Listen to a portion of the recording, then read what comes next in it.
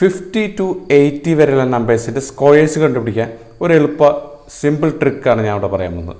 ഇതിന് വേണ്ട ആദ്യമായിട്ട് ഒരു ബേസ് നമ്പർ ഞാൻ എടുക്കുകയാണ്. 50 സ്ക്വയർ ഇസ്കൽ ടു 2500 എന്ന ബേസ് നമ്പർ ഞാൻ എടുക്കുന്നു.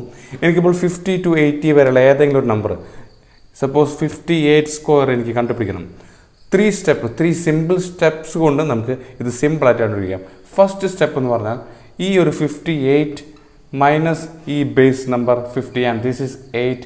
ആൻഡ് സെക്കൻഡ് സ്റ്റെപ്പ് ഈ ഒരു 8ൻ്റെ square and that is 64. And third step എന്ന് പറഞ്ഞാൽ ഈ ബേസിൻ്റെ 25 എന്ന നമ്പർ എടുക്കുക. 25 പ്ലസ് ഈ ഒരു number that is 8 and this is equal to 33. So answer വരുന്നത് 3364 ആണ്. 58 സ്ക്വയറിൻ്റെ ആൻസർ 3364.